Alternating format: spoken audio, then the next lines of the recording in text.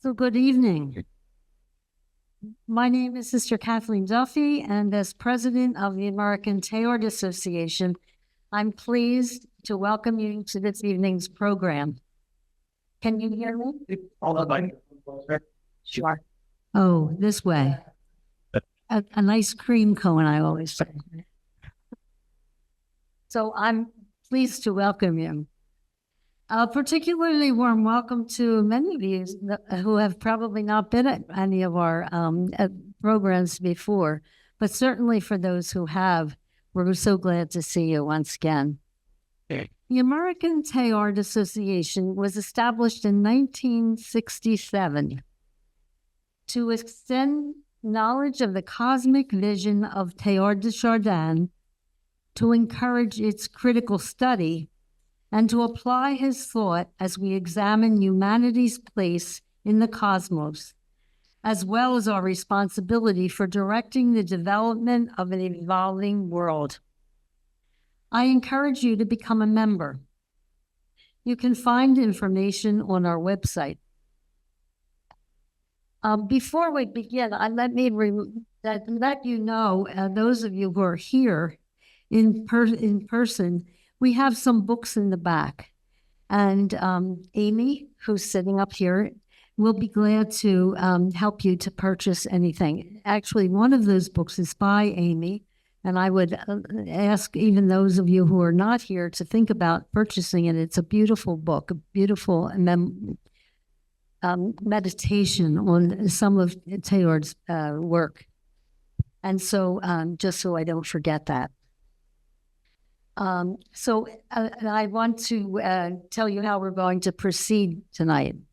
So after I introduce our speaker, and after we listen to his lecture, we will open the floor to questions and comments. For those on Zoom, we suggest that during the lecture, or whenever you have a question, you think of a question or a comment, to type it in the chat. Here, you can just remember your question, and we will, use the actual raise the hand. You can raise your hand, and we'll be taking questions afterwards. So just so you know, there will be time for comments and questions at the end. So this evening, I am thrilled to welcome Dr. John Haught, Distinguished Research Professor and Emeritus in the Department of Theology at Georgetown University. A systematic theologian with particular interest in the nexus of science, cosmology, evolution, and ecology, Haught is among the most creative and constructive theologians in the field of science and religion, providing a brilliant and exhilarating analysis of what faith might mean in an age of science. He takes a deep and serious look at the science of our time and articulates an evolution-friendly theology, one that reveals a universe full of potential and promise. His deep concern for ecology, transhumanism, the value of human life, and the meaning of suffering and death, issues for our time, gives further depth and relevance to his analysis, offers a way for believers to think about how religion relates to discoveries in modern science, and as a consequence suggests the possibility of a robust and credible faith. The author of 25 books, more or less, I hope I got that number right, more than 100 book chapters and articles, as well as hundreds of invited lectures and academic presentations, Haught plumbs the profound depths of the universe and offers fresh insight into the biblical nature of hope. In order to clarify his position with those who differ with him, he has engaged countless stirring debates with both the new atheists and the creationists. And in 2005, he testified as an expert witness on behalf of the plaintiffs at the Intelligent Design trial in Harrisburg, Pennsylvania. Despite his brilliance, John Haught is a humble man who has dedicated his life to an exceptionally clear articulation of a theology that not only satisfies the mind, but also touches the heart. Jack, we are so happy, wherever you are, that you are here with us this evening. And I'm sure that all of us here and those of us on Zoom are anxious to hear what you have to say and to share with us. And so we welcome you warmly to Daylesford Abbey and to the American Teilhard Association.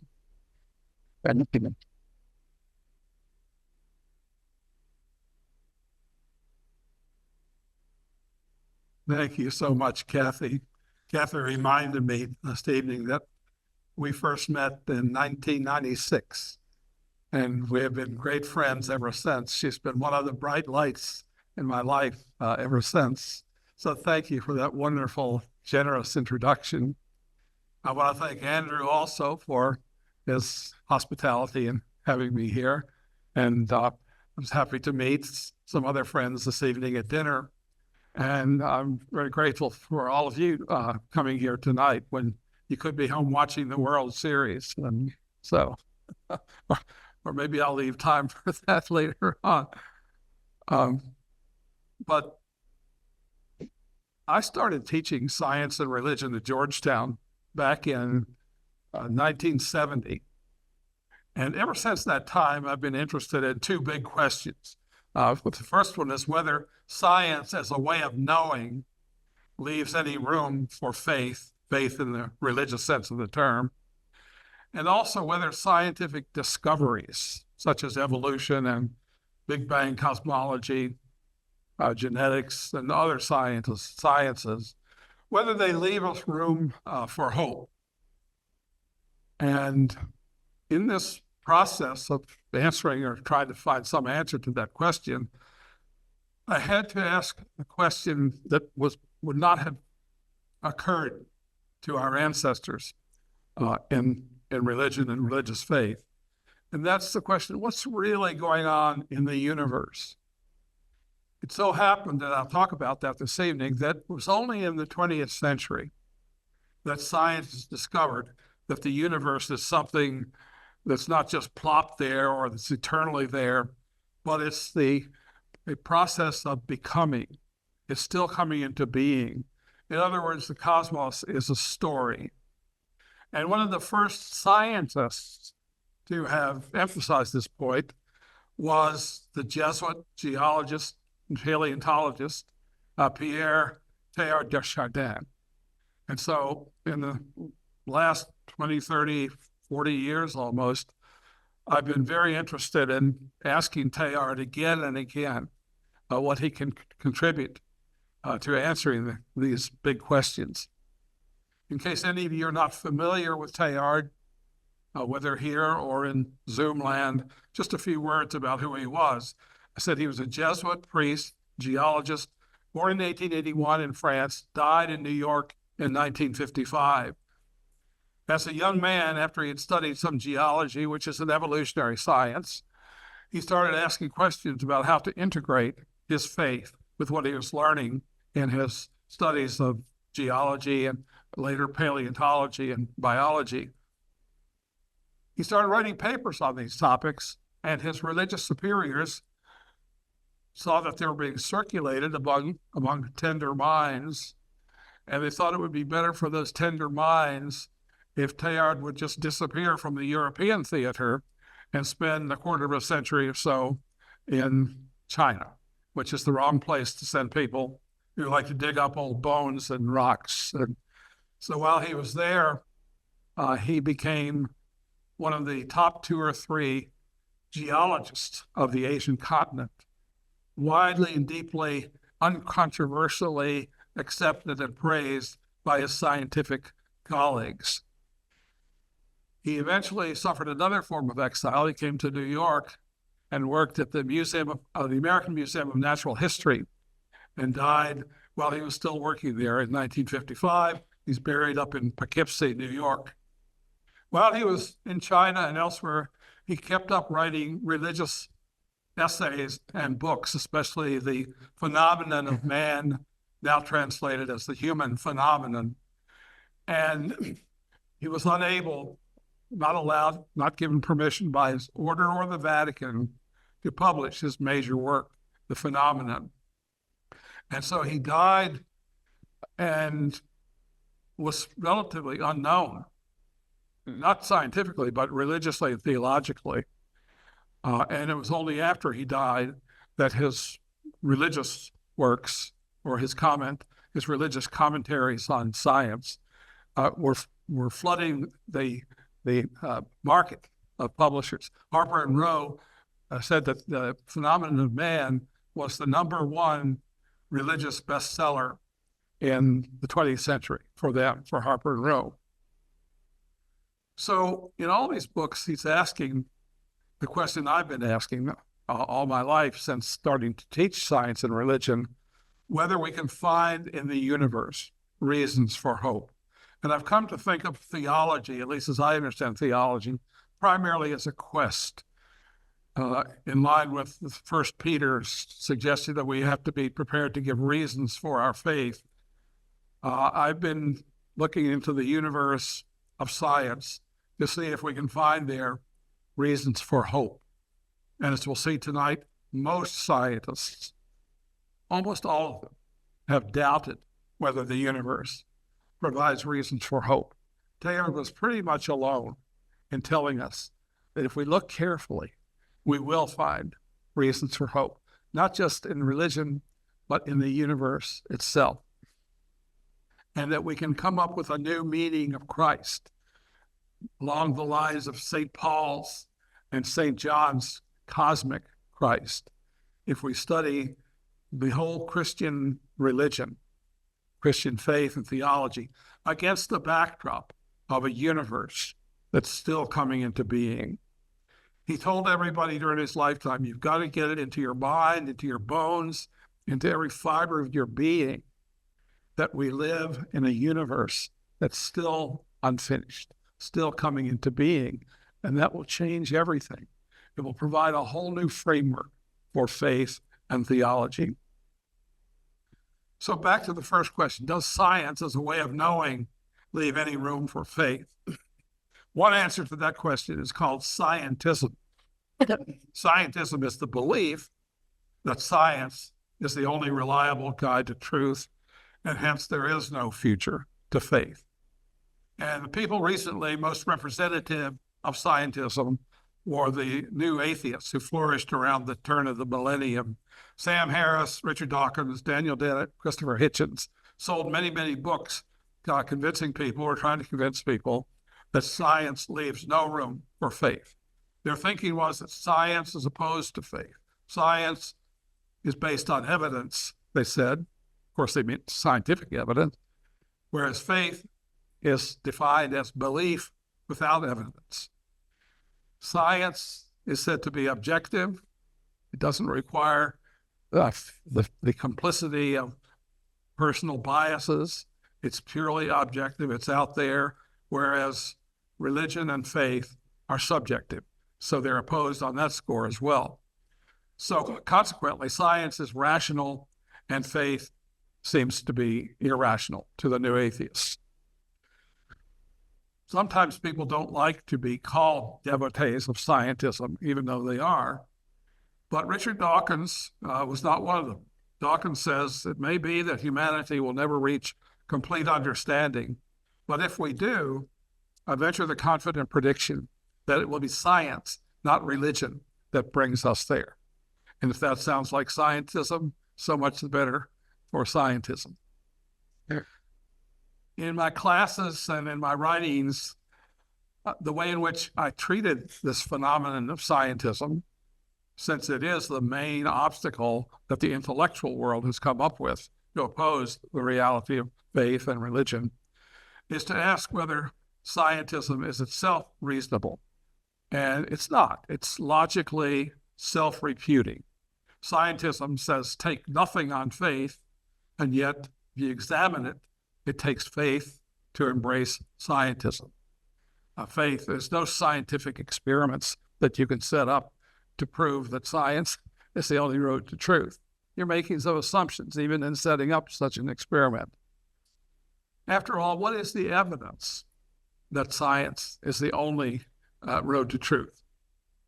And in addition, aren't there other ways of knowing that are quite different from science, like interpersonal knowing? You can only get in touch with the reality of another person if you refrain from objectifying or treating that person as an object and learn to enter into and surrender to the aura of subjectivity that surrounds each person. Also, aesthetic knowing, getting in touch with the reality of beauty, requires something quite different from science. In fact, the more you analyze a painting, the more you lose touch with the overall aesthetic phenomenon. You have to allow yourself to be carried away by the aesthetic object in a way that's quite different from the way science works in objectifying things, at least. And so if there's such a thing as religious knowing, it would be comparable or analogous to interpersonal knowing, especially if you believe in a personal God. How can you abandon personal knowing in the relationship to a personal God? And scientists also need to trust. And one of the things that has fascinated me is how innocent most scientists are of the tacit faith commitments that they have to make in their work. A scientist, just to look at how science works, a scientist looks into a restricted range of empirically available data, whether in biology, chemistry, physics, cosmology, or whatever, and leaves everything else out so as to focus on this particular set of empirical data. And the scientist looks into this data in search of intelligibility. And the intelligibility is often expressed in mathematical terms or in terms of geometry, especially Einstein looked at the world geometrically. And since not every right idea is a true idea, since not every right hypothesis or right theory is necessarily true, the main work of science, after constructing hypotheses and theories, is to test them over and over again. And in order to be willing to test your hypothesis, you have to have a personal love of, commitment to truth, no matter how much that hurts. So this commitment to truth is not unlike the religious commitment to God, as even the medieval theologians pointed out. They'll get to that a little bit later on. So you have to subject your hypothesis to testing and even revision. And sometimes this is very, very painful. And sometimes people refuse to do that. They cheat. But the great scientists are almost always people who have suffered quite a bit in testing and revising their hypothesis. Good scientists tell you that it's a success for science when it realizes it has to revise its understanding. So there are 4 tacit faith assumptions that are required then to do objective science. You have to have faith that the universe is intelligible. I mean, if deep down in your heart you decided the universe is not intelligible, you couldn't even ask a question about it. So you have to have a trust. It's a beautiful thing, the way we trust in the intelligibility of the universe. Einstein said that's the most mysterious thing we can encounter. The fact that the universe is comprehensible at all is the most incomprehensible mystery of what we can imagine. And Einstein was willing to use the word faith to talk about this commitment to intelligibility. You have to have a belief, a personal belief, that truth is worth seeking. You will have had to undergo a transformation, a kind of moral transformation as a scientist to arrive at that point of really believing that truth, no matter how much it hurts, is worth seeking. Science can't get along, it can't progress without that faith commitment.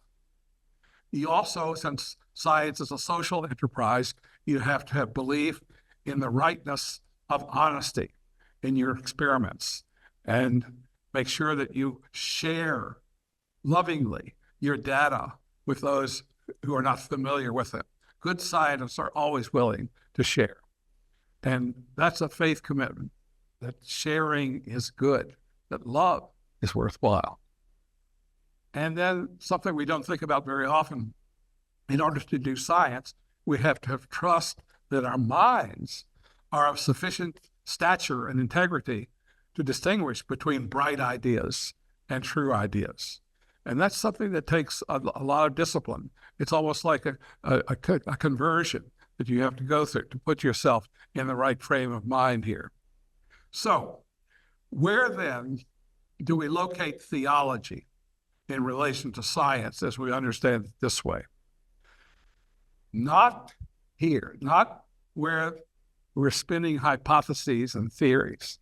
And I mention that because almost all problems are pseudo-problems that arise in relating science to religion arise because either scientists or religious people are putting the idea of God and other religious claims in the same basket with theories of science and placing them, therefore, in an artificial competitive relationship with scientific ideas. This is especially the case with evolution. The creationists who believe that Genesis is the best science available place the idea of creation over against evolution and thus cannot reconcile them. So what we have to do in theology and science is find a way to locate theology so that it will never enter into a competitive relationship with science. And we're going to see a little bit later that someone who did this really well, with great nuance, was Teilhard de Chardin. So, where do you place theology? Theology and religion cannot give us scientific information. In 1893, Pope Leo XIII, a rather conservative pope, issued an encyclical, Providentissimus Deus. It was not too long after Darwin had published his theories in 1859. And in this encyclical, this pope instructed Catholics never to look for scientific information in the scriptures. And the great biblical scholar Raymond Brown once wrote that this simple instruction saved or spared several generations of Catholics the anguish of trying to reconcile evolutionary ideas and other scientific ideas with what they were learning in their religious instructions or what they were celebrating in their liturgical rites. So, where do we locate theology?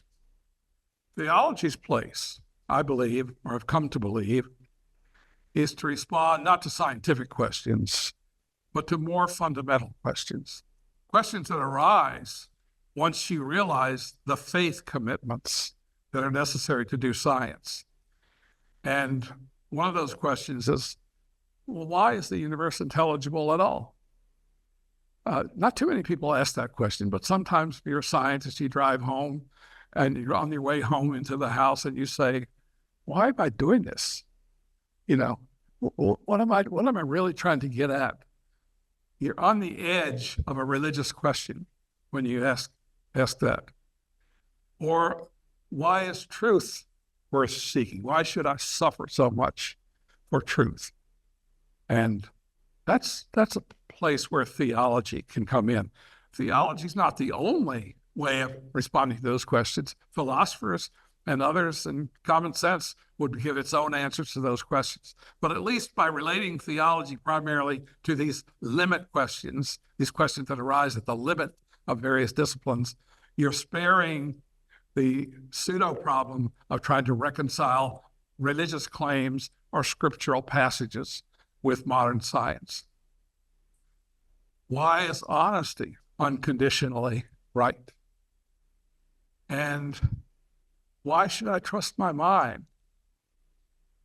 If I get that far tonight, I want to see how Teilhard finesses those questions. We'll get a good idea of how he deals with science and cosmology and religion. So theology looks not to answer scientific questions, but looks for a generous worldview that can give a reasonable response to these four questions that arise at the limits of science. So that's as far as scientific understanding and knowing is concerned. But what about scientific discoveries? Science has been a delight for the mind for 4 centuries. But if we want to use William James's expression, throughout all that feast, a skull has been grinning in at the banquet. A sadness has accompanied science. Another kind of sadness, perhaps, than we experienced before science. But it's a sadness nonetheless. And most good scientists have a tinge of sadness, I think. The best book I've ever read on that is by the Nobel Prize-winning physicist Stephen, I forget his name right now, on a blank, senior moment. And he realizes that in order to really appreciate his own discipline, he has to allow himself a little bit of sadness. But the best example I've seen recently of that was in the New York Times about a year and a half ago. Maybe some of you read this article in the science section of the New York Times, an article by Dennis Overby, who's their resident journalist in cosmology and a very, very good writer. I've learned so much from reading him over the years. But in this essay, which is a very powerful essay, May 2023, I think it was, he wrote, somewhere in the universe, in the cosmic future, there will be a final thought. When I heard this statement, he said, quoting another astronomer, it broke my heart. It was the saddest, loneliest idea I had ever contemplated. I thought I was aware and knowledgeable about our shared cosmic predicament. I thought I had made some kind of intellectual peace with that. Then he goes on to say, but this was an angle I hadn't thought of before. At some point in the future, there will be somewhere in the universe where there will be a last sentient and conscious being and a last thought. How does he know? Because of the laws of physics, the laws of thermodynamics in particular. In particular, the second law of thermodynamics, which maintains that the amount of energy available to bring about complexity that's necessary to have thoughts, the biological complexity of nervous systems and brains that have brought this wondrous creation of the cosmos called thought or consciousness or mind into existence. In order to have that happen in a sustained way, there has to be a sustained amount of energy holding it up. But science knows that overall in any closed system, the trend is from order or complexity or ordered complexity to increasing amounts of disorder. And entropy is the name of the measure of the amount of energy no longer available to sustain complexity, and especially to sustain life and thought. It's going to be a long time before it runs out, but inevitably it will run out. And when it runs out, even if it's trillions of years from now, it's sad that thought, which is brought about by this cosmic story that we've learned about only in the 20th century, thought will be over. And since we value thought so much, since Overby values his own thought in writing this sad essay, it will be a very sad thing to lose something so valuable. And he can't accept it. So this is what I mean by this sadness. And there are many, many other versions of sadness brought about by science. I'll give a couple others later on. So even what we value most, consciousness is doomed. How do you reconcile yourself with that? As I was reading Overby's essay in the New York Times, I recalled some passages that I had read, fortunately, from Teilhard de Chardin for many years, over and over. And one of them is, promise the earth 100 million more years of continued growth. If he were here today, he would say, promise the universe or the multiverse, billions and trillions of years of more growth in complexity. If, Teilhard says, at the end of that period, it is evident that the whole of consciousness or thought must revert to zero, as Overby is saying it will, without its secret essence being guarded anywhere at all. And later on, I want to talk, if I get that far, about what this secret essence is and how it might be guarded. Teilhard does not say a whole lot about this, but I've given a lot of thought to it over the years, and I've read a lot of other people other than Teilhard who've given me some ideas on this. But it's an interesting thought.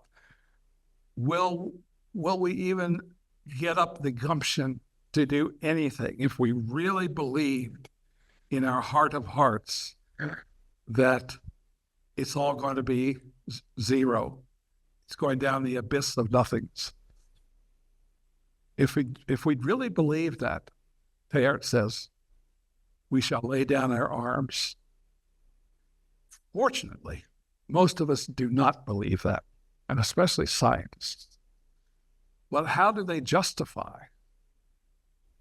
their optimism, their enthusiasm about getting to work, going to the lab every day, doing things to preserve life and preserve mind, if they really believed it's all going to go down the pit in the end anyway?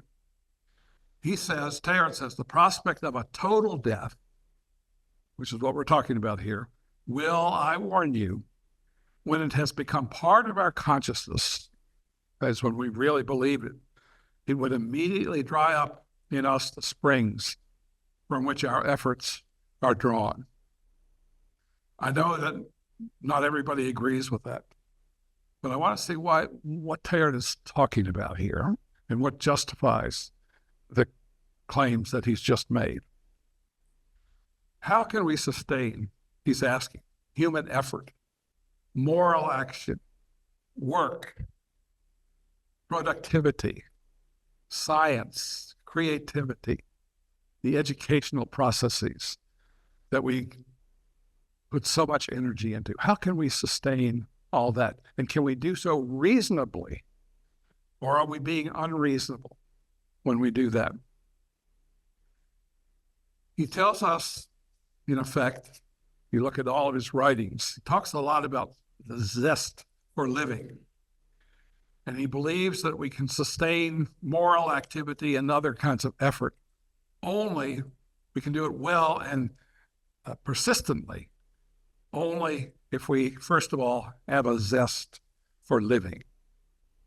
Not a commandment by God planted in our heart, as Kant and other philosophers have believed, that that's enough to behave ourselves, to do our duty. That's not enough for Teilhard. You won't do your duty well unless you first have a zest for living. You won't have the incentive to get up day after day and work at an enterprise which you think is ultimately futile. So the zest for living itself then points to something prior to that. It requires a universe in which there is room for what Teilhard calls more and fuller being, which is an expression for hope. Hope is the expectation of more, fuller, and new being. So that's the necessary condition for zest. But to have room for more and fuller being in which you exercise your creativity enthusiastically requires that you have a sense that something really big is taking shape up ahead. I'm given to think that when Jesus first came into his public ministry, his first words were not about duty or not about doing this and that, but his first claim was something really big is coming. And it's against that background that he issues the specifics of Christian morality. Something big is coming. Teilhard thought that we've lost that. It's been excised from our religious education, our homilies, and our theologies. And we'll see what exorcised this idea, this enthusiasm, this zest from our faith in a few moments. But in order to have room for more and fuller being, we need a universe that's still unfinished, that still has room to awaken. And that's exactly the universe that 20th century science has given us, and the theology did not. This is why science is so important for this man, so important for faith, so important for theology, so important for the question, is there reason for hope? It was in the 19th century that geology gave us a sense that Earth has a history. And it was in 1859 that Darwin published The Origin of Species, telling us that life has a history, a long, long history, and biology just expanded on that story up until today. It's one of the most fascinating stories out there, story of evolution. But in the 20th century, because of this scientist named Einstein, and because of his equations, more than his own thoughts and feelings, Einstein gave us the basis for the idea that the universe, the whole universe, is a long story, which we'll come back to in a moment. So in that context, faith in an indestructible goal for this process is a postulate of effective action. Teilhard does not try to prove that there is this indestructible cosmic goal. He posits it, he postulates it, because otherwise our human activity, especially our enthusiastic activity, would have no basis. Just as in Immanuel Kant's philosophy, some of you might remember, Kant tried to make sense of the fact that we feel duty in our moral lives. And Kant concluded that we can't make sense of that feeling of duty unless there exists a universal transcendent standard of right and wrong. So duty doesn't prove the existence of God, but it postulates the existence of God in Kant.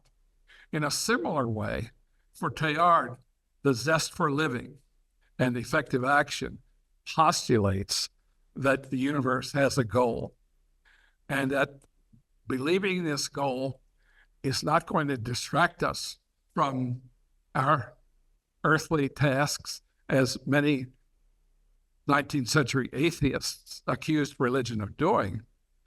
But if we can have a sense of a goal for the universe, it could actually contribute more to moral incentive to the improving of the earth. And he gave the name Omega, which is the last letter in the Greek alphabet. And he called it Omega, God Omega sometimes, and Christ Omega sometimes as well. Yes, he agrees that God is both Alpha and Omega, but God is less Alpha than Omega, in Teilhard's thought. It's a very important idea to understand him, I think. And he asks us to consider, what if the phenomenon of thought were perishable? To go back to Overby's essay.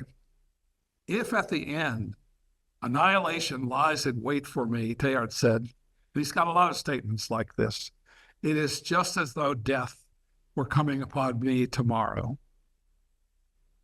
If nothing of what we create, or even more, if all that is best in what we create does not win through the disintegrations of matter, then evolution, which has become conscious of itself in us, struck at its very heart by self-disgust, once it has these thoughts, automatically comes to a halt.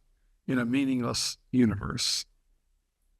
So he's asking us the question that I've been trying to deal with almost all my adult life. Is it reasonable to believe that anything can survive what he's talking about, death by entropy? If something doesn't win through the disintegrations of matter, he's thinking about the second law of thermodynamics here, then evolution is pointless. Then human life is pointless. Again, probably not many people agree with that, but to understand Teilhard's specific thought, I think we have to recognize this is what he believed anyway. And it raises the question in my mind, which I've never been able to have more than a few scattered thoughts about, is the question, what is the secret essence that he's talking about that survives the laws of thermodynamics and is garnered somewhere? Where is it garnered? So to summarize then, to have effective action, you need a zest for living. To have this zest for living, you need the sense of an unfinished, still awakening universe. And to have an awakening universe, you need a universe, an unfinished universe, which is awakening. Well, this raises to me the specifically Teilhardian theological question. Theological question for Teilhard is not primarily how things began.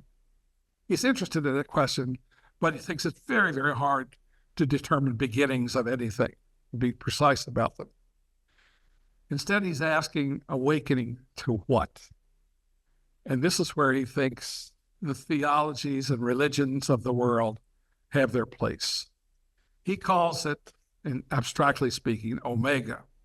And by omega, he means something immense, something new, and something indestructible that's coming from up ahead.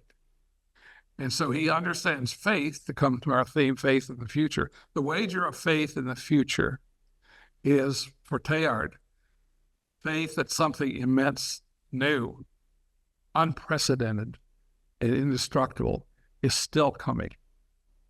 Not after death, but in the universe and its future. Overby was not the first person to feel sadness as he beheld the laws of thermodynamics. Another person who felt this was the great poet, Matthew Arnold. His wonderful poem, Dover Beach, which I'm sure many of you have read. It was written in 1867, 8 years after The Origin of Species, but he'd been ruminating it, Arnold had, for long before 1867. And some scholars think that he's visiting the cliffs of Dover, overlooking the French coast on his honeymoon. And he says to his beloved, come to the window and look at the moon-blanched land down there. Listen, you hear the grating roar of pebbles, which the waves draw back and fling, and at their return up the high strand begin and cease, and then again begin with tremulous cadence slow, and bring the eternal note of sadness in.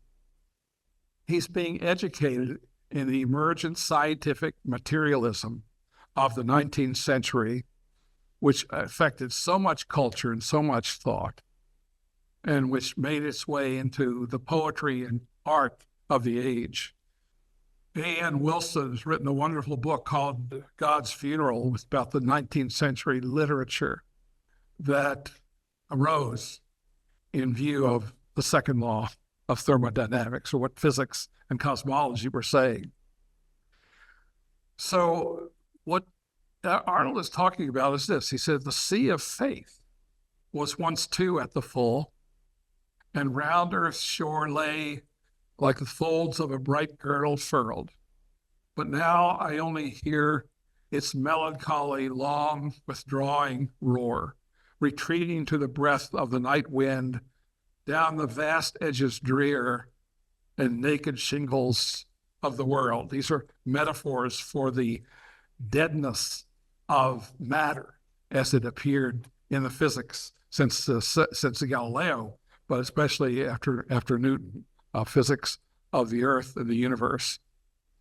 So what can we do? He adopts, I guess, a form of humanism. He says to his beloved, let us be true to one another, for the world, and he seems to be talking about the natural world, which seems to lie before us like a land of dreams, so various, so beautiful, so new, hath really neither joy, nor love, nor light, nor certitude, nor peace, nor help for pain, and we are here as on a darkling plain, swept with confused alarms of struggle and flight, where ignorant armies flash by night.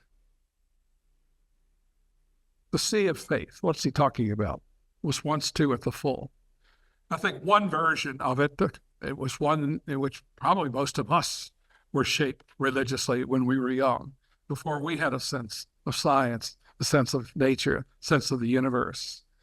In our innocence, the universe was organized as a hierarchy of increasingly valuable levels, from matter through plants, through animals, through life, to ultimate reality and meaning, to ultimate meaning, goodness, truth, beauty that we call God. This was the sea of faith in which I was nurtured. It was the one in which Teilhard was brought up. And it's a beautiful vision, very seductive, very appealing. And it operates according, however, to the principle of plenitude, which maintains that every possible niche of creation had to be filled by the perfect creation by God in the beginning. This is the fullness of the earth, fullness of the universe, matched by the fullness of faith that Arnold is lamenting its passing.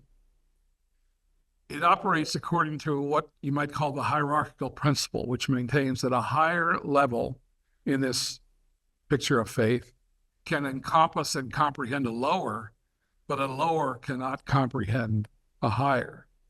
And that's because understanding a lower level does not give you the transformation, the personal, what the medievals called adequatio or adequacy, to be able to understand the higher levels. You have to go through a process of conversion, a transformation, in order to be adequate to the higher levels. And most of us are not. And that's because the most important and the most real phenomena, or realities rather, are the least comprehensible by the human mind. So as St. Augustine said, Augustine exemplifies this very well, if you think you've comprehended God, it's not God that you've comprehended. The New Atheists, I don't think ever read this in Augustine, but anyway, even though you can't comprehend ultimate reality, you can have a sense, a feeling, a beautiful feeling of being comprehended by it and being carried away by it. And that was the meaning of faith. If you look at theology from St. Thomas Aquinas to Paul Tillich, that's pretty much the definition of faith. Faith is not a comprehending type of awareness. It's an awareness of being grasped, of being comprehended. And it's a beautiful feeling. It's a salvific feeling, a redemptive feeling. In order to talk about the incomprehensible, theology and religion had to resort to symbols. Although Paul Tillich would say, never say merely a symbol. The use of symbols is a sign of the eminence and the excellence of the incomprehensible that you're trying to talk about through symbols, analogies, and metaphors, especially analogies. So that one of the symbols that we have to use if we believe in a God who's grasping us at the depth of our personality is a personal God. God can be more than personal, of course. God is infinite being, meaning, goodness, beauty, and so forth. But God, Paul Tillich said, and Thomas Aquinas agreed, has to be at least personal in order to grasp us at the center of our personality. And this vision, this is one example of what I think Arnold is calling the sea of faith, which is once at the full, has given and is still giving meaning and happiness to millions and millions of people. Things exist in this scheme by Platonic participation in the eternal perfection of God. And none of the finite beings adequately express this fullness. And so that's why we have to acknowledge the weakness and finiteness of our perception in religion and theology. What Teilhard, just to anticipate, I might not get there, but just to anticipate what Teilhard thought, what differentiates from this kind of thinking, even though Teilhard was steeped in this religious education in his younger life, is the turn to the idea that we participate in eternal perfection by anticipation more than by participation. Anticipation becomes the fundamental theme, not just in human existence, but in the whole cosmos. And this is the beauty of Teilhard's thought, that the whole cosmos, since its beginning, has been shaped by anticipation more than participation. So if you ask Teilhard, does this scheme give you joy, the same joy it gave to Arnold? Does this kind of faith have a future? After Darwin and Einstein, I think Teilhard would have said its future is dubious unless it undergoes change. This way of thinking has, in his words, encrusted theology and religious thought for centuries. And in him, it has produced a note of sadness. And so what I've tried to do in my teaching and writing is to understand why Teilhard feels a tinge of sadness, why he felt it when he was in the seminary, why he had to go to his spiritual director and ask him, is it okay if I study geology rather than just theology? And fortunately, his spiritual director said, by all means, study geology. And Teilhard was eternally grateful to him for that, because this amounted to a religious insight and not just a vocational insight or career idea. Doesn't classical theology, Teilhard is asking, not necessarily in so many words in his main writings, but in letters to his friends, you get the impression that he's asking the question, doesn't our faith, our theology, doesn't Catholic theology as it exists in the 20th century somehow clip the wings of hope? And he concluded firmly, I think, that it does. And this is part of the reason for the controversy about Teilhard. Very few people have read Teilhard enough to realize where he's coming from, both theologically and scientifically. So religious conservatives, Catholic conservatives in particular, simply won't have anything to do at all with Teilhard. And this includes many Catholic theologians as well.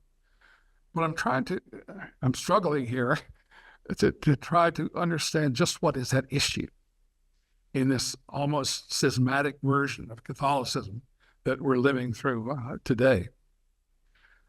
Teilhard, I think, suspected that the ideal of traditional pre-scientific theology that appealed to people like Arnold was that the ideal of timeless perfection somehow puts a lid on the zest for living and on the enthusiastic kind of activity that he's looking for and trying to find a motivation for it. And he can't find that motivation in the ideal of a timeless, eternal now or eternal present. And I think he suspects that most traditional spirituality and theology in seminaries, for example, today, if he were here, I think he would say it still gives us more of an impulse to escape from time rather than to take a healthy, active orientation toward the using of time in our lives. Parallel to or accompanying or corollary of the ideal of timeless perfection is the idea that a perfect God would never have created an imperfect creation. So the initial creation had to have been done perfectly in the beginning, ab initio.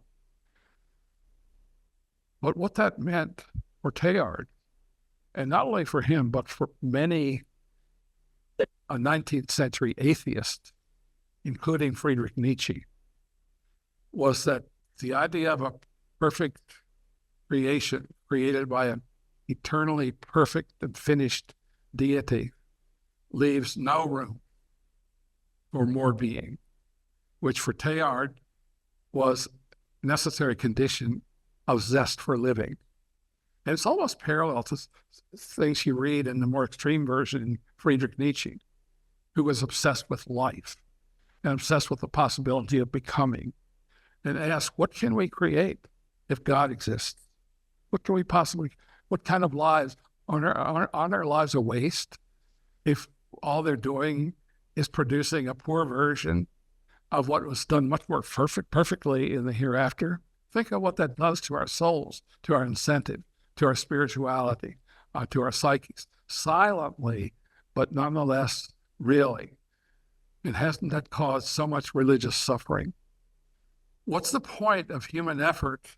Teilhard is asking, along with Nietzsche in a way, although not as forcefully, if everything important has already come into being. The idea of an unfinished universe goes out the window. And with it, the sense of a future, the sense of the innocence of becoming that Nietzsche talked about, which I think Teilhard was looking for as well. And doesn't our theology, the theology of the schools, our official theology, doesn't theology suppress the zest for living? I'm asking this as a question because I don't speak dogmatically or completely assuredly, but these are questions that have raised in my own struggles over the years. And it's why I increasingly go back and read Teilhard. And the more I go back and read him, the more I think I see in him someone who didn't say it as forcefully as Nietzsche, but who felt that we need a new God. Actually, he explicitly said we need a new God because the God that he had learned about puts a lid on human action, human effort. And he wants not just to justify the sense of duty as Kant did, he wants to justify this feeling of zest that is necessary to have a robust life of action and doing and becoming and being, including learning how to love, which I haven't talked about that, but he wanted to find a universe not only for faith and hope, but also for love. And he doesn't think that the classical theology has given us that completely, in spite of its best efforts. So this is why he was excited, and so many other modern people have been excited by science, because science, especially the evolutionary sciences, geology, biology, and cosmology, have told us that something exciting is going on and has been going on in the universe for a long, long time before we appeared, and has given us the opportunity to see in ways that we didn't before that this world that is still becoming, this unfinished universe, has a future. And that sense of a future can awaken us the sense of life. And the reflection on that sense of life and what it implies should lead us to the idea that there's something immense and indestructible coming, not just from heaven, but from up ahead. So this is why he emphasizes over and over again that religious thought has got to get into its head the idea that the universe is unfinished. There's work to be done. And this actually came out in Vatican II. If some of you, if you go back and read Gaudium et Spes, you can see this kind of thinking struggling to emerge in the council documents. And again, they were bitterly opposed by the people who were totally at home in the traditional pre-scientific religious framework.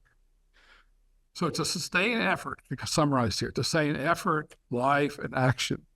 The universe must have not just a terminus, not just a goal, but an open goal, an open future, in order for the zest for living and healthy moral and other kinds of action to be sustained indefinitely. So omega has to be there in some form. But I'll close with this idea, which I'm still struggling with. In some sense, I think for Teilhard, omega has to be not yet. Otherwise, we can start thinking of omega as an eternal perfection already pre-established. And this leads him here and there in his writings, and it's a good idea to look for these, to say things like, although God may be in God's self finished, as far as creation is concerned, as far as we are concerned, as far as faith is concerned, God has to himself be somewhat unfinished. So that for God to be God, for God to love the world, God has to allow the world to be itself. And then to allow love, perfect love, allows space for the other to exist. So for God to be a God of love, God has to allow and even inspire the world to become itself, to not just be an analogy of the perfect Platonic heaven or sphere of divine perfection, but to be anticipatory of what is coming from up ahead. And by doing that, he gives to the cosmos, even at the stage of matter, an anticipatory quality.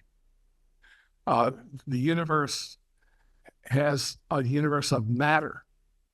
As contemporary astrophysics has almost agreed, has to have been structured in such a way as to allow for the awakening of life later on. And in life, what is life? Life is a more intense anticipatory phenomenon than anything that existed before that. What makes life alive is striving. These are not Teilhard's words. These are words of a philosopher who loved Teilhard named Michael Polanyi. Michael Polanyi talked about how what differentiates living organisms from chemical processes or physical processes is that living organisms are striving, whether it's an amoeba looking for a food supply, or a predator looking for prey, or a prey struggling to escape a predator, or college sophomore studying and reading in the library to see if there's meaning in life. So life from the amoeba to humans is a striving, hence anticipatory phenomenon. And then when thought breaks out in the very last pages of the 13.8 billion year library that Big Bang physics talks about, when thought breaks out, the universe becomes more anticipatory than ever. It anticipates something very noble. It anticipates being, unity, goodness, truth, as even classical theism mentioned. These are the transcendentals that classical theology also recognized that each soul should be awakened to. But for Teilhard, not just souls, but the whole universe has been awakening to omega. Teilhard called it omega, and he didn't deny the transcendentals, but he gave to them the note of futurity. It's almost like a sixth transcendental. Everything that is has a future, including God. This is something that we didn't think about for many centuries, but the Abrahamic traditions thought about it. What Teilhard wants to recover is not something radically heretical. He wants to recover the deepest motif in biblical religion, and that's the sense of promise, that everything has a promise and that everything has a future. That earth had promise even when it first came into being at the Big Bang. It has promise when it came to life. It has even more intense promise when it becomes free and intelligent, but it becomes riskier, and the possibility always exists of this freedom stopping, saying, we're just fine here. We're not going to go any further. We're going to say that our conception of the universe is enough. And Teilhard finds that would be just as oppressive, just as productive of sadness, as we realize in Overby's piece, as would the over-idealizing of perfection in traditional Catholic and Christian theology. So what he wants, just to conclude, is a universe also which allows us to re-understand, reinterpret faith for the future as an even deeper opening of the universe toward a future, toward Omega. So the whole universe has been open toward the future, but it's become even more so when it becomes conscious, when thought comes onto the scene. And he wants to see faith, religious faith, including Christian faith, as something that the universe is doing, through us, of course, but the universe in faith is seeking a future. So not only is faith important for the future, this faith is important for the ongoing becoming of the cosmos. And this is one way in which he integrates his faith into his scientific understanding. This allows me, this unfinished universe, to say that what God also allows is unfinished lectures. So I'll stop here. Wow. That's all I have to say is wow.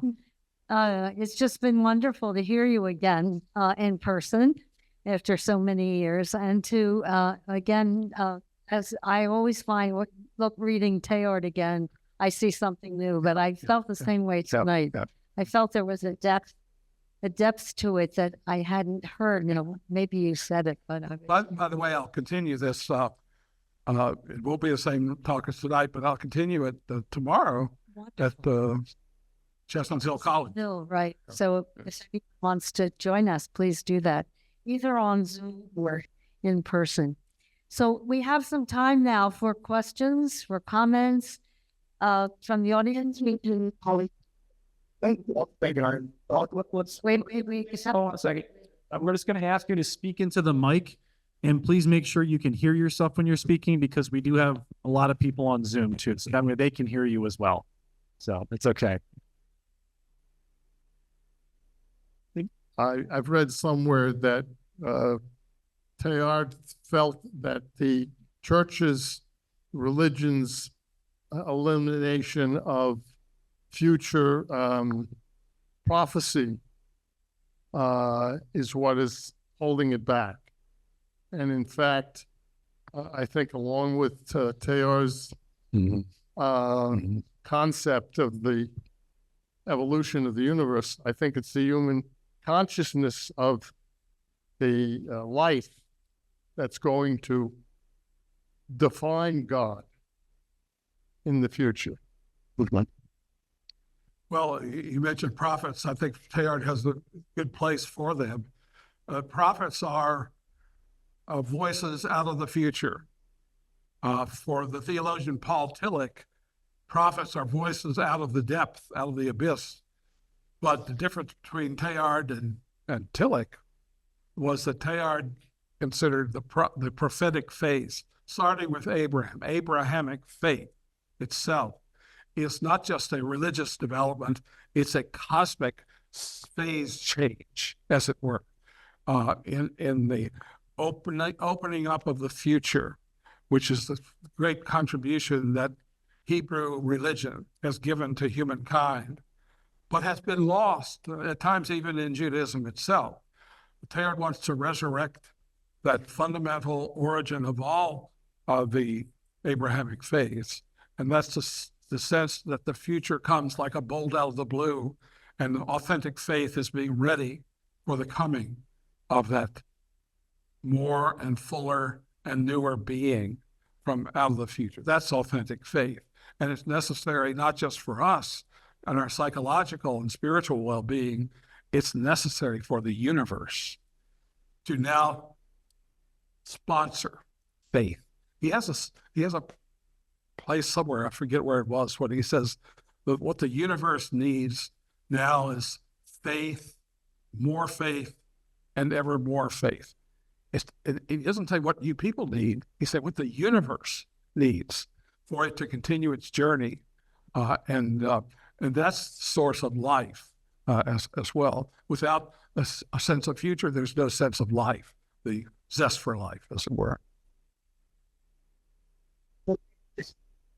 Yeah, can anybody raise your hand if you've, let's say, the last 15 years, if you've stopped growing? Anybody? You stopped growing? Last 15 years, stopped growing? As I read Teilhard, I get this concept, there's a Greek concept called theosis. Is anybody familiar with the Greek concept theosis? Okay, the reason I bring this up, the church fathers had a concept that was much like putting iron in a forge, like a blacksmith will do, okay? If I take iron and I'm putting it into a forge to make a sword, that iron is always going to take on more and more properties of fire. It's going to become more pure, it's going to become hotter, it's become more flexible, it's going to be able to be beaten into whatever I want it to be beaten into, but it's never going to become fire. It's always going to take on more properties of fire, but it's never going to become fire, right? So I think that's a lot of this. Whenever I read Teilhard's Omega and the zest for living, this and this concept of both being present and yet not fulfilled, I equate it to that natural maturity that we go through with every biology, every growth at all, every evolution itself, right? It's present, but it's always becoming more so. Just like I am much better than I was 15 years ago as a human being, but boy, I better hope that I got a lot more growing. I still have, still got another 40 years to grow, thank God. Right? It's a sense of anticipation, but yet not something that's completely unknown. It's what made his thought distinctive was that he wanted us to allow for growth, not just in the sphere of life, but in the universe itself. And this is something so new. It only came into our consciousness in the 20th century. It's such good news. Good news takes time to travel, and it has not yet been felt by human ears, the degree to which they live in a universe which is capable of growth and which opens up a new future for nation. The age of nations should be past now. We should have a sense of the earth as one set of voices looking for a new future. But we've decided not to go in that direction. I don't need to give examples. I loved the way you laid everything out. And I want to say that my father was a particle physicist. Oh. And as a very young child, I knew he took a lot on faith because he would blow apart atoms and look for electrons. They'd say, but can you see it? And he'd say, no. I'd say, okay. So I kind of knew that all these very hard, and he was a scientific materialist, very hardcore. Right. So I think it's interesting the way you laid it out. We've lost the sense of invisibility as being real. But what Teilhard wants to do is not just take any old invisibility, not the eternal now. He's not talking about that. Yes, that's invisible. But he wants us to get a sense of the invisibility, present invisibility of the future. And that's where the great mystery lies. For Albert Einstein, the mystery that he cultivated, the sense of mystery, had to do with the underlying fixedness of geometric forms.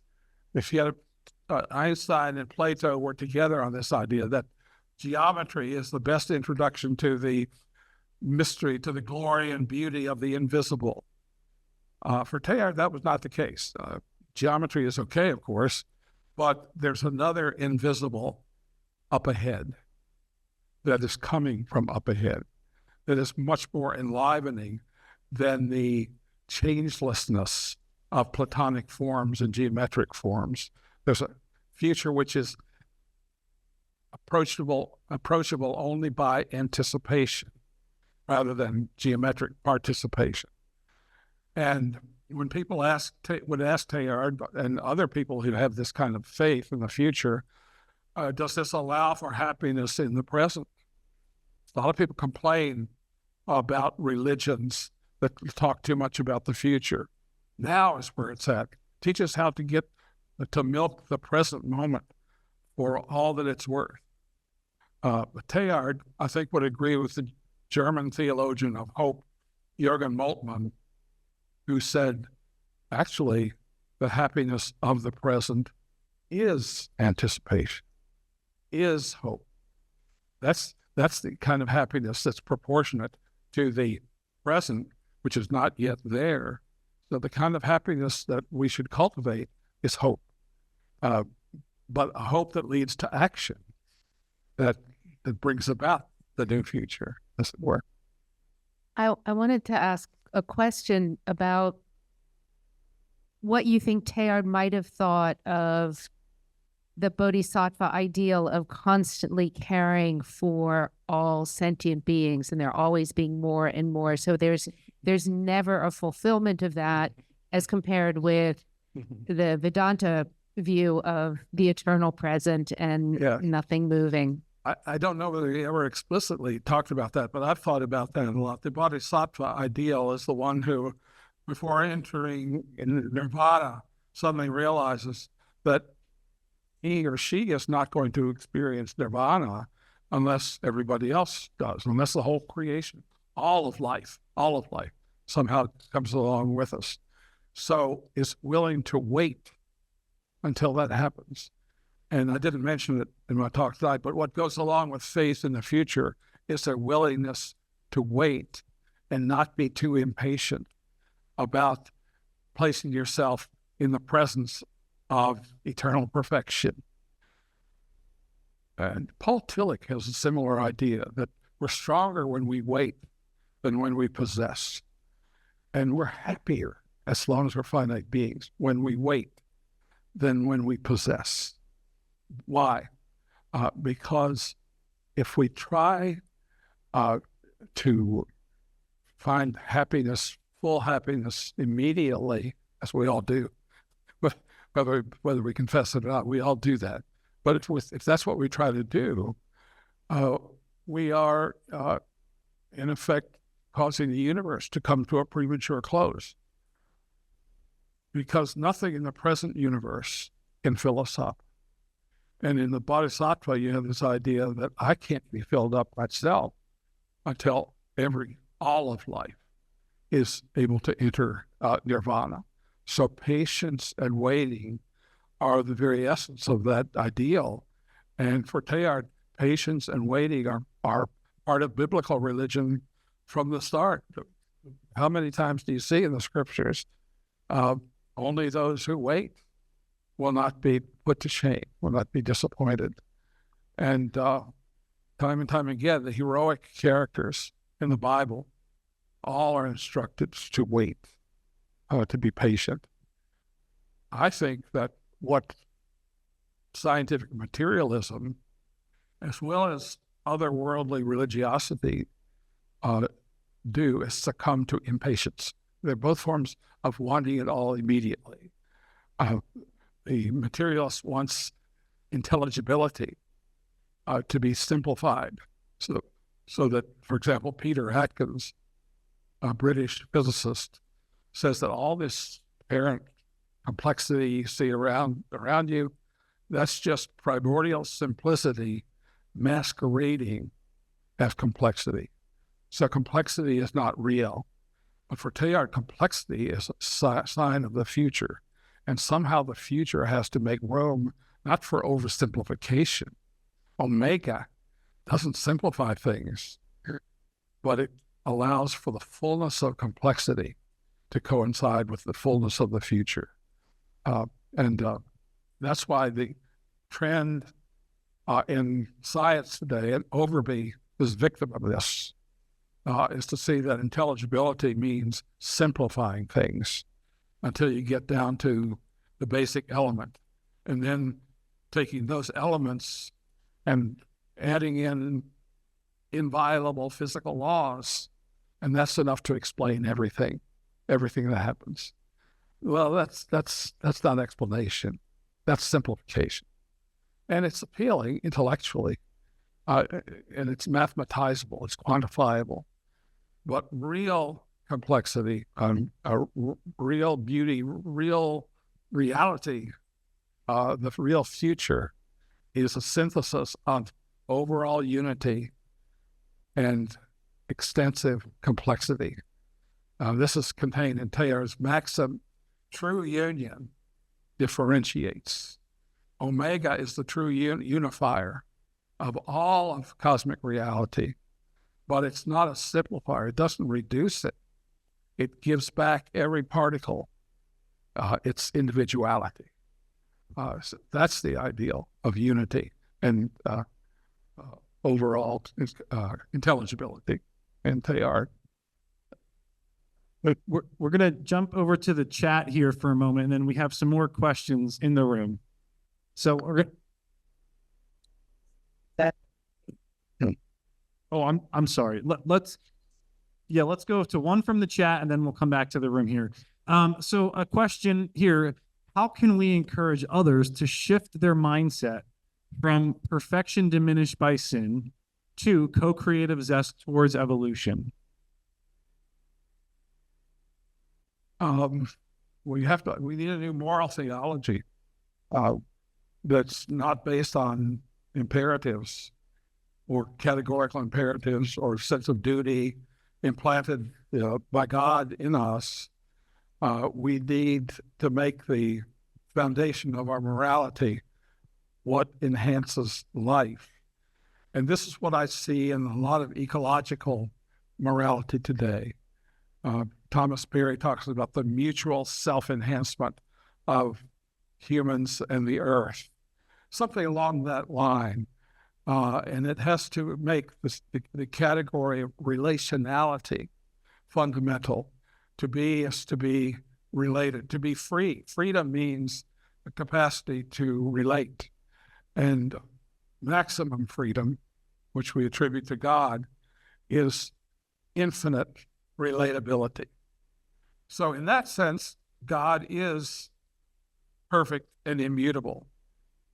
God's immutability, God's consistency, consists of God's always enhancing relationships. And we need a moral theology which enhances relationality. I think it does that. Some do it better than others, but I think there's room for a metaphysics.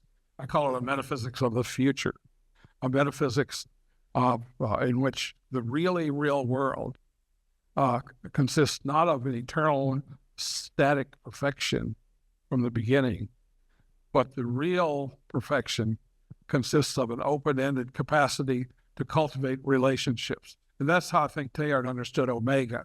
God Omega and Christ Omega is Omega in relationship. So relationality would be a fundamental category of moral theology, I think. There's more to be said than that. This is an oversimplification. Okay, we're going to go back to the room here. We have a question. Yes. I'm a little confused because you talk about us as human beings, as sentient beings, but I think most of us in this room are of the age that Catholicism taught us that after we go to heaven and to eternity. Most of us, I'm sorry, I can't. Most of us. This? Okay. Can you hear this? Yeah. Okay. You think that most of us what? I'm confused because you talk about the second law of thermodynamics, which is inverse proportion, which means in the simple form, if you're in an airplane and you go up too high, you're going to explode, which is why most people blow up. I'm a medical practitioner and a scientist. Yeah. So and planes are only regulated for 8,000 feet. So we're 20, 30,000 feet. That's why many elderly people have problems with, their legs swelling, et cetera, et cetera. So that's which means ultimately at some level you explode. Everything explodes. It's over, finished. However, what I'm confused with is most of us in this room as Catholics were taught that death is upon death where we really reach, heaven, nirvana. And in the history of mankind, people only lived to 20, 30 years. So I'm leaving in 2 weeks to go to Stanford University, but the finest minds, doctors, nurses, scientists, and physicists to work on AI, artificial intelligence, to help early dementia, which is the third reason that people die in the world.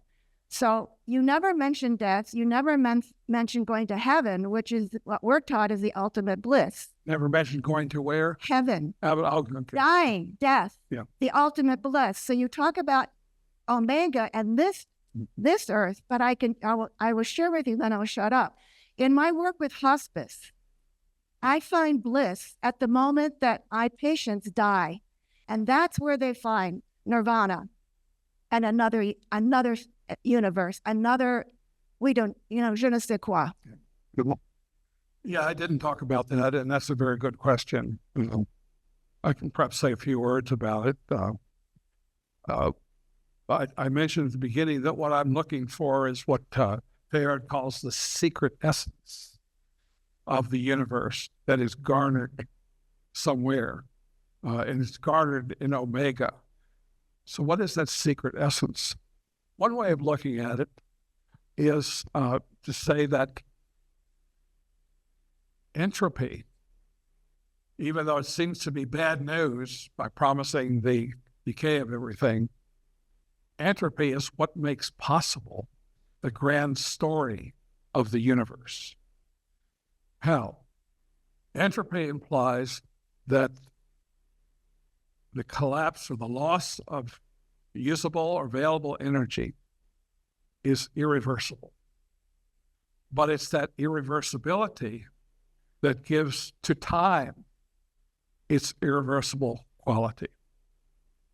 And the physicist Carlo Rossi talks about this in one of his books, that entropy means that there will be an irreversible sequence of moments from past to present to future.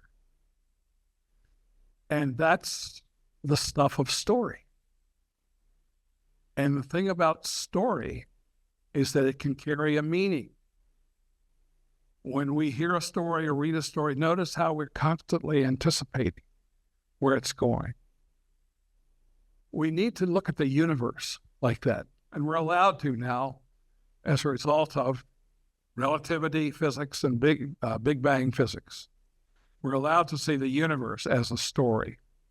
And we should have the attitude of looking or anticipating where it's going. But within that overall story, there are our stories, our lives, all of which are stories as well. And even though I didn't talk about it tonight, Teilhard certainly is one of the many modern theologians who speculate that in some sense, resurrection, Hans Küng did this in one of his books, his book on death, Hans Küng, the famous Catholic theologian, where he talked about how one way of understanding resurrection is that our stories are taken in to God Omega. He did, this is Teilhardian language. Küng did not know Teilhard very well, but he would have agreed that what happens or what can happen at death, and we could live our lives with this hope, is that my story will never be lost. It will be garnered somewhere. There's a whole theology called process theology based on ideas of Alfred North Whitehead and Charles Hartshorne that think of God not only as the stimulus that calls the universe into existence, but also as the feeling that takes everything that happens in nature, and everything in a sense is a feeling. Everything has some sort of minimal subjectivity to it that is felt by God. And so that the possibility of a life beyond death would be one of not separate souls fleeing off into eternity, but a whole universe taken into the life of God, and that our destiny, Teilhard would say, is no longer separate from cosmic destiny. That's one way of looking at it anyway. Our destiny is not, our story is inseparable from the cosmic story. what we need to do in our eschatology, in our theology of hope, is not be so individualistic, but to be more cosmic and to hope for the future of the universe. And that will take care of us in the process.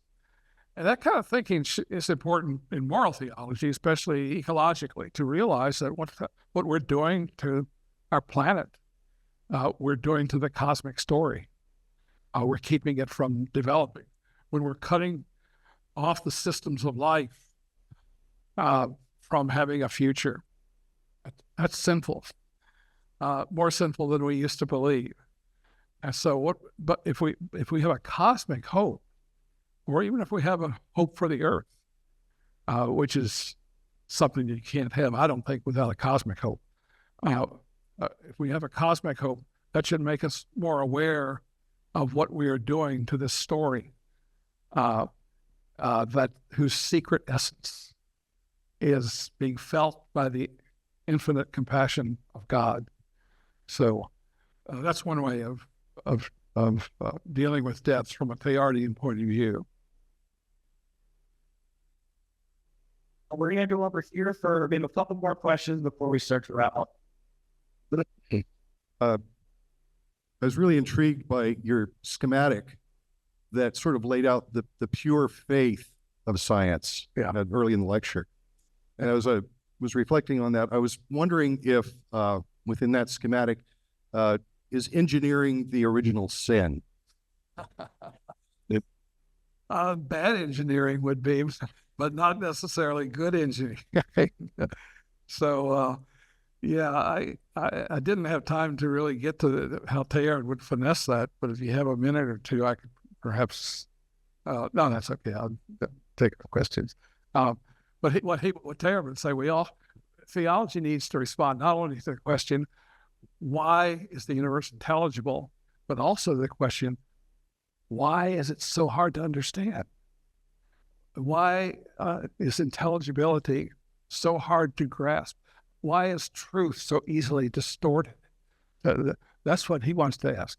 And you can answer those questions if you understand the universe as not perfect, but as still coming into being. If it's still coming into being, anything that's still coming into being is incomplete. It's imperfect. It's not yet perfected. And that means everything that's coming into being has a dark side to it. And evil gets its foothold in the fact of an unfinished universe, in the sense that the universe has a dark side to it. And we have the freedom to choose the darkness over the light. And that's our dignity in the scheme of things. But bad engineering can do that. So we have, I think Teilhard's thought has functioned for some engineers, some Christian engineers, as a framework for understanding and appreciating their work and what they should be doing with their lives. But it's especially congenial, I think, to the ecological movement and how we need to have green technology everywhere. Justifies green morality in a way that, as far as I'm concerned, no other thinker has done in the Christian world, at least. Thank you very much for this. I had the good fortune as a 19-year-old college student to take a whole course on Teilhard de Chardin, and we read all his books, and it really transformed me. Where was this? At Villanova. Oh, okay. 1979. This wasn't Emily Benz, was it? Was it Emily Benz? Yes, it was. Oh, I guess she was a good friend of mine. Oh, okay. Yeah. Well, it's an arc that has affected me every day of my life. I mean, not just spiritually, but intellectually. And I'm a clinical psychologist. Yeah. And, you're talking about hope, and I'm thinking at the micro and the macro level. And one of the things that has really intrigued me, and I could go off on a million different thought streams, but is some developments in neuroscience. So there's, quantum mechanics, the macro, but the rise of the interest in contemplative and compassion practices, in secular settings, as well as sort of in psychology, for example. There's a big integration now of wisdom, traditions, and science. And everything I filter through the works of Teilhard. And so I've wondered, he would talk about the evolution of consciousness, and that once consciousness arose, in a sense, we become responsible for it. And I've often wondered, if this is one of those things that helps give us some taste of Some taste of the zest. West. Good. Another great influence was Thomas Keating, when I sort of rediscovered, contemplative practices. But he would talk about that, sort of that little taste. And if, again, internet and all these ways that we are connected, but also disconnected. And the connection that occurs in silence, in contemplation, that is beyond words, that is beyond labels, that is beyond divisiveness. If the interest now is some way of advancing, moving forward with this evolution of consciousness. So I think there was a question somewhere in there. No, I appreciate just the testimony. Whenever I hear this kind of testimony, it warms my heart. So thank you very much. Well, again, we thank Dr. Haught for his phenomenal presentation, for all of your very rich questions, and for his very thoughtful responses to those. So